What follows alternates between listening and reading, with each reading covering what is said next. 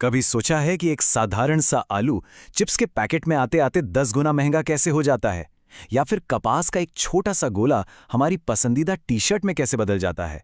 आज हम इसी बदलाव की कहानी को समझेंगे। ये हैं द्वितीयक क्रियाएं जो कच्चे माल को कीमती चीजों में बदल देती हैं। जरा इस पर एक नजर डालिए। एक तरफ है 1 किलो आलू जिसकी कीमत है करीब 20 रुपए, और दूसरी तरफ है आलू के चिप्स जहां सिर्फ 50 ग्राम के लिए हमें 20 रुपए देने पड़ते हैं। सोचिए, वजन में इतना बड़ा फर्क पर कीमत एकदम बराबर। सवाल यह है कि आलू में इतनी ज्यादा वैल्यू, इतनी कीमत जुड़ी कैसे? बस यही वैल्यू एडिशन आज हमारी बातचीत का मेन टॉपिक है। तो भाई, इसी जादुई प्रक्रिया को इकोनॉमिक्स की भाषा में कहते हैं द्वितीयक क्रियाएं, यानी सेकेंडरी एक्टिविटीज। सीधे और सरल शब्दों में कहें तो ये वो काम है जिसमें हम प्राकृतिक संसाधनों को लेते हैं और उन्हें और ज्यादा कीमती बना देते हैं, जैसे आलू से चिप्स बनाना, कपास से कपड़ा तैयार करना या लोहे से स्टील बनाना। असल में मूल्य इसी प्रक्रिया से बनता है।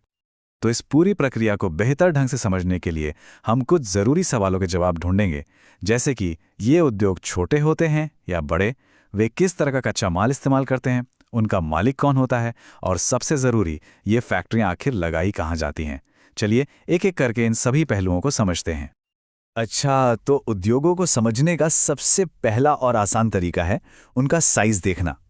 बिल्कुल वैसे ही जैसे एक छोटी सी किराने की दुकान होती है और एक बहुत बड़ा शॉपिंग मॉल। ये साइज इस बात पर तय होता है कि उसमें कितना पैसा लगा है, कितने लोग काम कर रहे हैं और कितना सामान बन रहा है। तो चलिए सबसे छोटे लेवल से शुरू करते हैं। ये हैं कुटीर उद्योग, यानी मैन्युफैक्चरिंग की सबसे छोटी यूनिट्स। आप कल्पना कीजिए कि कोई परिवार अपने घर पर ही अचार, बांस की टोकरियां या फिर मिट्टी के बर्तन बना रहा है।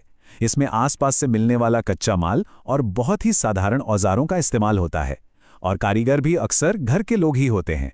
ये हमारी लोकल इकोनॉमी के लिए बहुत जरूरी हैं। और अब चलते हैं बिल्कुल दूसरे छोर पर, यानी बड़े पैमाने के उद्योग। ये वो विशाल कारखाने हैं जिनकी तस्वीर मैन्युफैक्चरिंग शब्द सुनते ही हमारे दिमाग में आती है। घर की छोटी यूनिट्स के उलट इन्हें बड़े बाजारों की जरूरत होती है, मॉडर्न टेक्नोलॉजी की, स्किल्ड वर्कर्स की, और हाँ, बहुत सारे पैसे की। यही हमारी ग्लोबल इकोनॉमी के असली पावर हाउस हैं। ठीक है, साइज तो हमने समझ लिया। अब इंडस्ट्रीज को एक और नजरिए से देखते हैं। वो अपना कच्चा माल लाती कहाँ से हैं और आखिर में बनाती क्या है। इससे हमें अर्थव्यवस्था में उनका रोल और भी अच्छे से समझ आएगा। जैसा कि हम देख सकते हैं, उद्योगों को उनके कच्चे माल के सोर्स के हिसाब से कई हिस्सों में बांटा जा सकता है। जैसे जो इंडस्ट्रीज खेती से अपना माल लेती हैं, मान लीजिए गन्ना या कपास, उन्हें हम कहते हैं कृषि आधारित। जो जमीन से निकाले गए खनिजों का इस्तेमाल करती हैं, जैसे लोहा या चूना पत्थर, वो खनिज आधारित उद्योग हैं। इसी तरह वन, पशु और केमिकल आधारित उद्योग भी होते हैं। हर कोई किसी न किसी खास प्राकृतिक संसाधन पर ही निर्भर करता है। हम उद्योगों को उनके फाइनल प्रोडक्ट के आधार पर भी देख सकते हैं। पहले हैं मूलभूत उद्योग, यानी बेसिक इंडस्ट्रीज, जो दूसरी इंडस्ट्रीज के लिए कच्चा माल बनाते हैं, जैसे एक स्टील फैक्ट्री जो कार कंपनी के लिए स्टील बनाती है। फिर आते हैं उपभोक्ता सामान उद्योग, मतलब कंज्यूमर गुड्स इंडस्ट्रीज, जो सीधे हमारे और आपके इस्तेमाल के लिए चीजें बनाती हैं, जैसे कि बिस्किट, साबुन या कपड़े। चलिए अब आते हैं आखिरी क्लासिफिकेशन पर, और वो है मालिकाना हक, मतलब किसी इंडस्ट्री का मालिक कौन है। ये जानना भी बहुत जरूरी है कि किसी उद्योग को कंट्रोल कौन करता है, सरकार, कोई प्राइवेट व्यक्ति, या फिर दोनों मिलकर। तो देखिए, इसमें 3 मेन मॉडल्स होते हैं। पहला है पब्लिक सेक्टर, यानी सरकारी उद्योग, जिसका सारा कंट्रोल और मैनेजमेंट सरकार के हाथ में होता है। दूसरा है प्राइवेट सेक्टर, जिसके मालिक टाटा या रिलायंस जैसी निजी कंपनियां या लोग होते हैं। और तीसरा है जॉइंट सेक्टर, जहां सरकार और कोई प्राइवेट कंपनी मिलकर पार्टनरशिप में उद्योग चलाते हैं। तो हमने ये तो समझ लिया कि इंडस्ट्रीज कितने तरह की होती हैं, पर अब आता है असली सवाल। कोई भी कंपनी अपनी फैक्ट्री लगाने के लिए सही जगह कैसे चुनती है? ये एक बहुत बड़ा फैसला होता है, जिसके पीछे कई वजह होती हैं। 1 मिनट के लिए सोचिए, अगर किसी को एक बड़ी फैक्ट्री लगानी है तो सबसे अच्छी जगह कौन सी होगी?